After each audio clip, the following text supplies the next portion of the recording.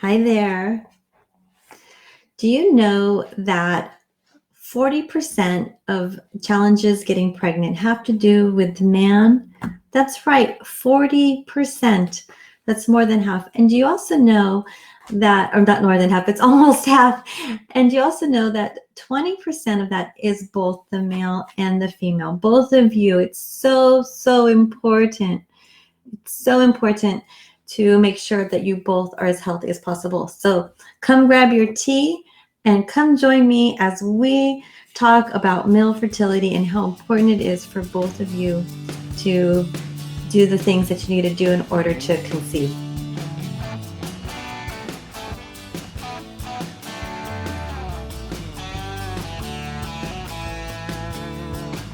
I am Denise Noyer-Erez, and I help women all over the world on their journey to become pregnancy, and I do that through my online coaching and my online programs. And I'm excited to be here with you today to share with you this important information so you can get started on some things right away.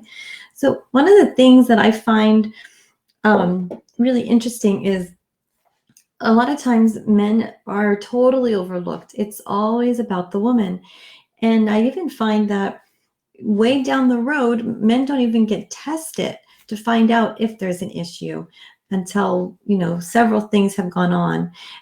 And what breaks my heart is when I'm working with a woman and she's doing everything she can for months and months, and her husband won't get tested or hasn't been recommended, or they keep putting it off.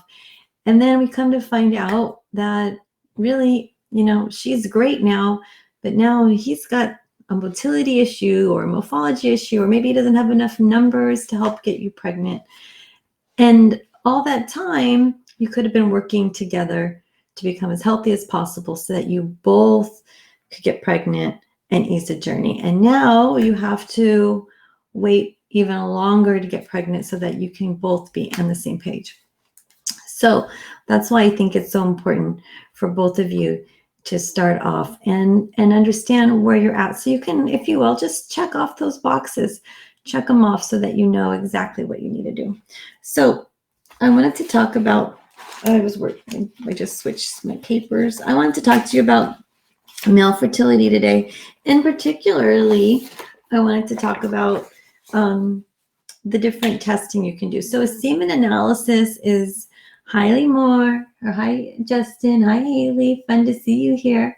The semen analysis is the basic steps. You want to check that out. And the thing is with the semen analysis is you want to make sure it's just an overview, right? We just get to see what that looks like. Do you have enough sperm? Is it the right shape? Is it moving in the right direction? Those things are really important, but it doesn't tell you the whole story. It only tells you the superficial part of it, the initial part. And so that's why it's so important to make sure that you're still as healthy as possible. And I don't necessarily recommend this right away, but down the road, if you've had recurrent miscarriages or you just have not been pregnant and you've gone through everything, then later on you might want to do an in-depth semen analysis, like a DNA fragmentation test, but that can come later on down the road. So let's just talk about some things that you can do to improve your fertility, the male fertility. So we're going to talk about general health.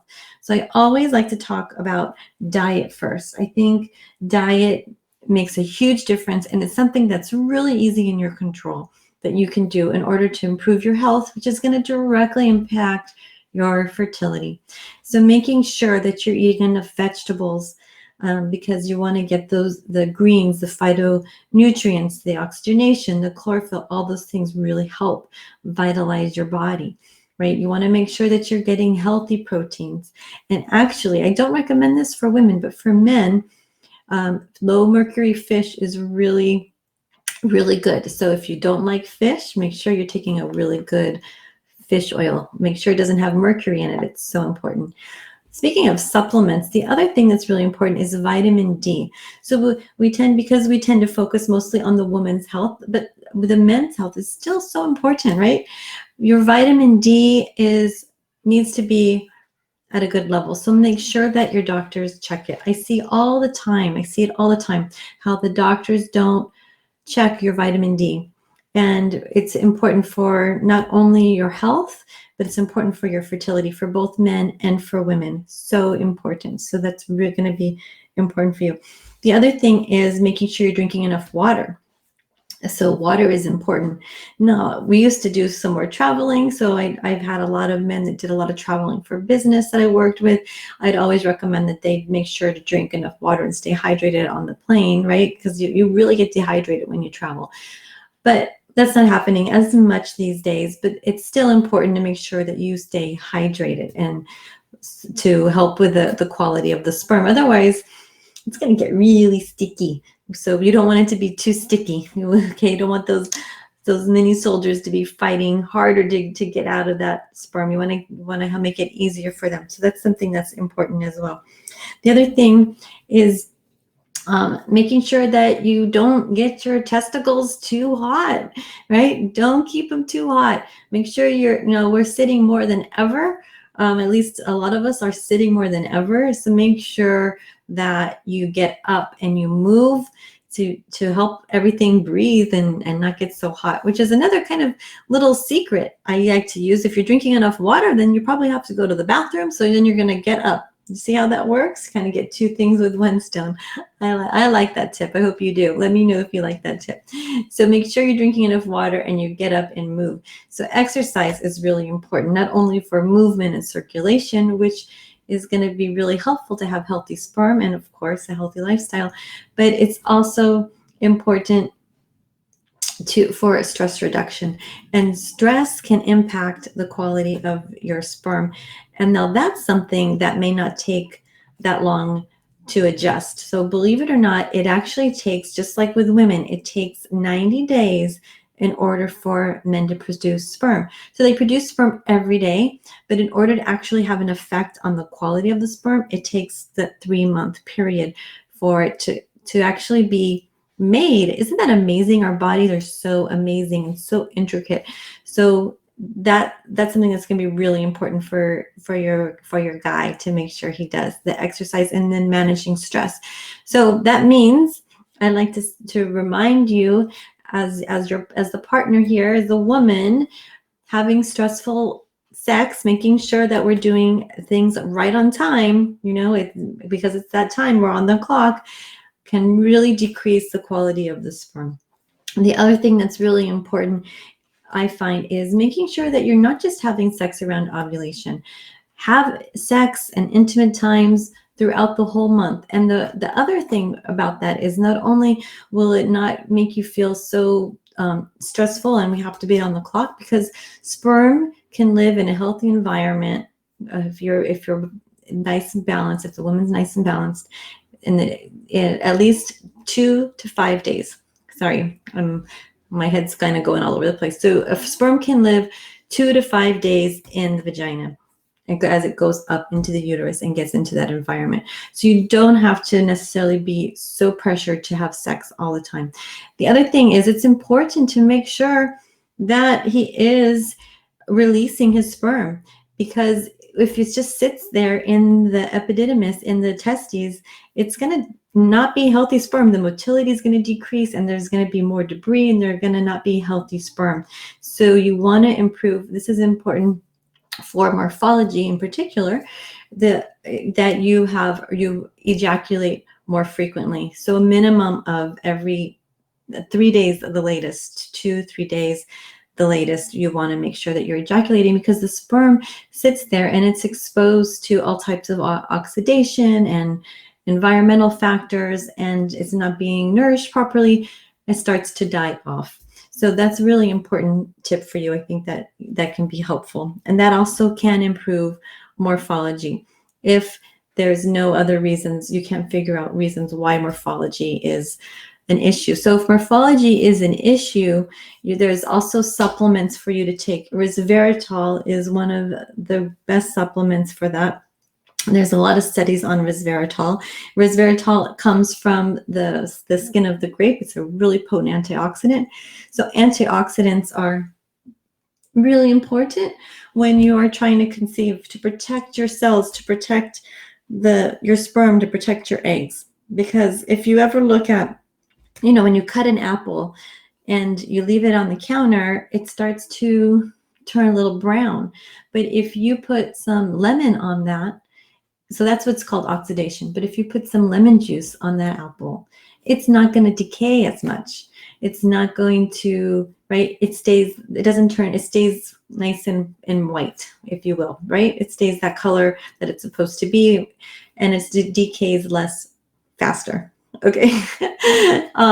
So it decay as rapidly. So that's where antioxidants happen in your bodies, because we have these, I like to call them little Pac-Mans. They like to come in and they want to attach to our cells, and we need to have protection. So what the antioxidants do is, instead of the Pac-Mans attacking the cells, they're like these hidden ghosts, if you will, that are going to it's like a lock and key method, and it'll be with the antioxidant. They'll connect with the antioxidant instead of our cell. So it protects your cells. So important for morphology and also for motility. So make sure you take lots of antioxidants. In particular, some of the biggest antioxidants, or the most important antioxidants, are going to be zinc. Write this down. Okay, you got this. Zinc, you probably heard. Vitamin D. Okay, vitamin D, vitamin C, vitamin E, L-arginine, and L-carnitine. Now, I gave you a lot there, so let's do 3 at a time. I like to do the zinc, vitamin D, and vitamin C. Those are really important, and they're also good for immune health, right? So let's do that. And then you're going to have your amino acids, the L-arginine and the L-carnitine are going to be really helpful. So when you're looking for supplements, that's what you want to encompass for prenatal health. Make sure you add a fish oil on there as well. So, so important. So those are the things that can help if you have, that can really help with your fertility, but healthy diet is important. Just to mention one more key fact, because you want to avoid foods that are going to damage your sperm, right? You're going to want to avoid substances like alcohol, smoking, marijuana, any type of drug.